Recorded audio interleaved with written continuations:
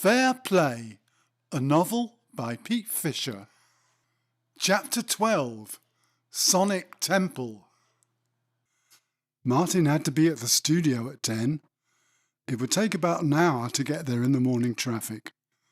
He'd better get a move on. It was already gone 8. It wasn't just any old studio. No more dark demo studios in Soho. He was going to EMI Studios in Abbey Road. For a Beatles fan, this was like visiting Mecca. For a musician, it was like being given a glimpse of the Holy Grail. Martin finished his coffee and put on a decent pair of jeans, not the patch ones he wore to college. He'd washed his long hair the night before. He brushed it into place in front of the bathroom mirror.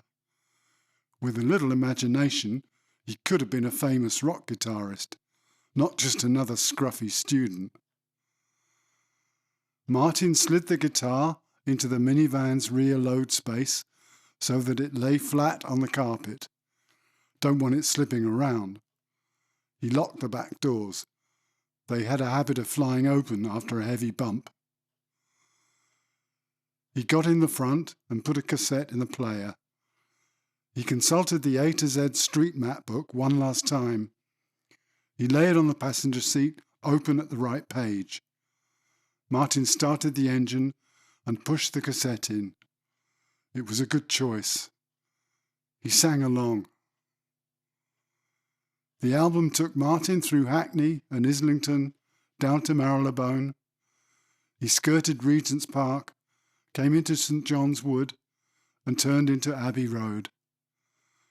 The familiar tree-lined street with grand Gothic-flavoured early Victorian villas and less grand post-war terraced mansions.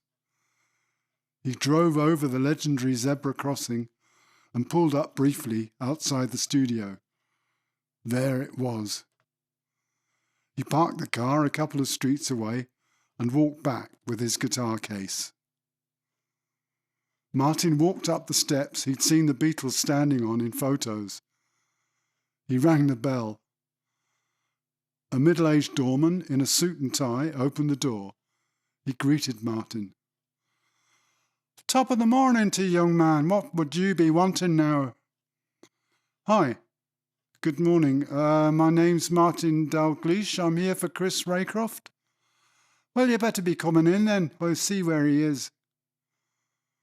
The doorman ushered him into the lobby. He went behind the counter to look in the leather-bound desk diary.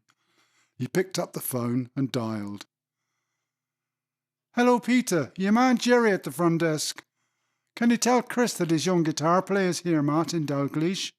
"Right-o." Jerry put the phone down. "He'll be coming shortly, young man." "Oh, thanks." Chris turned up a few minutes later. "Hey, Martin, great. We're just sorting out the drums. We're in Studio 3. I'll show you." Chris took him down the corridors to the smallest of the 3 studios. The muffled sound of drums escaped from the studio's half-open door. As he entered the control room, he saw through the window that the drummer was already doing a sound check. The engineer sat at the enormous mixing desk. He finished talking to the drummer via a gooseneck mic. He turned round and greeted Martin. "Hi, it must be Martin. Nice to meet you. I'm Peter. Take a seat, mate."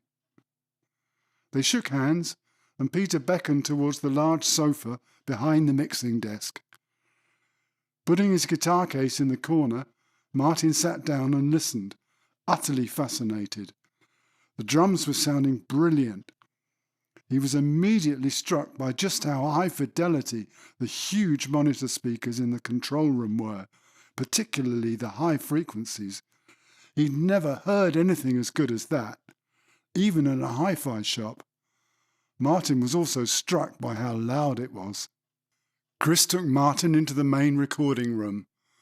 At that point, the drummer and his bass partner launched into what was probably just their accustomed warm-up routine. They locked onto a fast and impossibly complicated jazz fusion pattern. They were playing as if they were two people welded into one. They even ended the jam neatly on the same beat, then burst into laughter. Martin puffed his cheeks and exhaled. He wondered how the hell he was going to keep up with these two. Chris introduced them as Alan on bass and Trevor on drums. Alan waved and Trevor stood up to shake hands. "All right, mate, how's it going?" "Fine, thanks. Nice to meet you both." Chris didn't waste any time getting started on the first track. "Can we run through the first song? You guys ready?" "Too right, mate. Go for your life." Chris laughed and sat down at the piano. He played the song once from start to finish. Alan picked out the main chord notes quietly. Trevor tapped gently in time on his hi-hat. Chris was about to ask if he should play it again.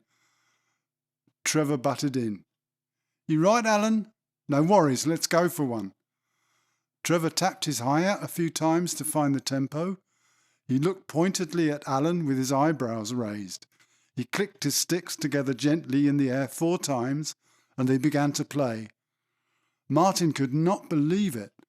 They were playing Chris's song perfectly. The bass and drum parts locked in together and followed the arrangement Chris had played exactly.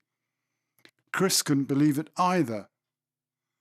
"Jesus, how the hell did you do that?" "Crikey, Chris, this is what we do, mate. Your song's a ripper, by the way."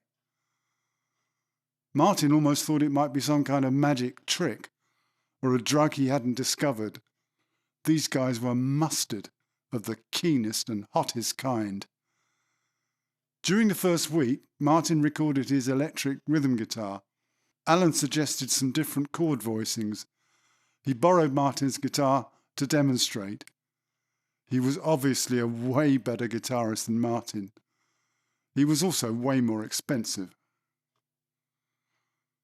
Martin sat on a stool, holding one of the world's most expensive acoustic guitars. In front of him was one of the world's most expensive microphones.